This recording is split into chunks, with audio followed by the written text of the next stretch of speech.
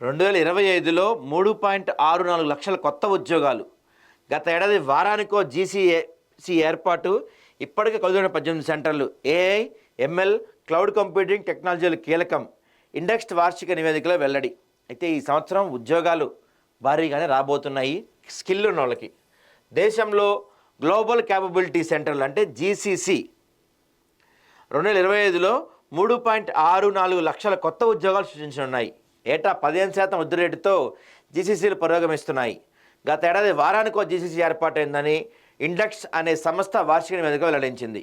Artificial intelligence, machine learning, cloud computing టెక్నాలజీలు కీలకంగా మారనున్నాయని తెలిపింది. ప్రపంచంలోని సగానికి పైగా దాదాపు 1800 జీసీసీలు మన దేశంలోనే కార్యకలాపాలు కొనసాగిస్తున్నాయి. ఫార్చ్యూన్ 500 కంపెనీల్లో 60% జీసీసీలు ఏర్పాటాయని నివేదిక తెలిపింది. 2030 నాటికి భారత్లోని జీసీసీల సంఖ్య మార్కెట్ విలువ $100 బిలియన్ చేరుకుంటుందంటున్నారు.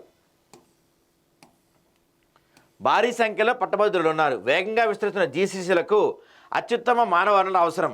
అయితే మానవ వనరుల కొరత తీవ్రంగా వేధిస్తుందని దాదాపు 50% మంది జీసీసీలు అభిప్రాయం వ్యక్తం చేశాయి. దేశంలో ఏటా 18 లక్షల మంది ఇంజనీరింగ్ పట్టభద్రులు బయటికి వస్తున్నా నిపుణుల కొరత ఎక్కువగా ఉంటుంది. ఇదే మనం మొన్న కూడా చెప్పే ప్రయత్నం చేశాం. ఏటా ఇక్కడ వీళ్ళు చెప్తున్న లెక్క ప్రకారం 15 లక్షల మంది బీటెక్ పూర్తి చేసుకొని బయటకు వస్తున్నారు.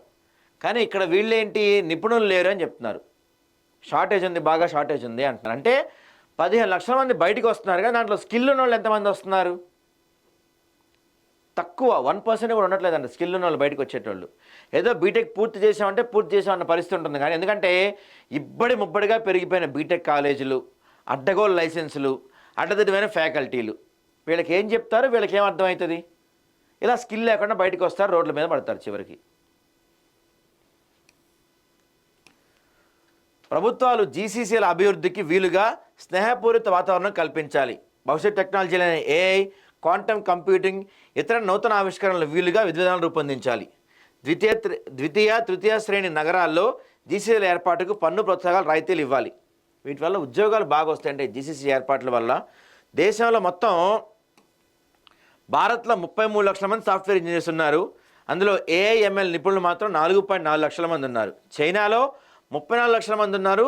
వీళ్ళు ఏఐ, ఎంఎల్ నిపుణులు 4 లక్షల మందే ఉన్నారు. కానీ అమెరికాలో చూడండి, ఇదే టెక్నాలజీని అందిపుచ్చుకోవటం, టెక్నాలజీ పరంగా ముందుకెళ్ళటం అంటే ఇది అమెరికాలో ఉందే 16 లక్షల మంది సాఫ్ట్వేర్ నిపుణులు. కానీ ఏఐ, ఎంఎల్ నిపుణులు 7.86 లక్షల మంది ఉన్నారు. అంటే ఇప్పుడు టెక్నాలజీ ఏది ఉంది, ఏది అవసరం, అది నేర్చుకోవటమే ఇంపార్టెంట్ మనకి ఇక్కడ.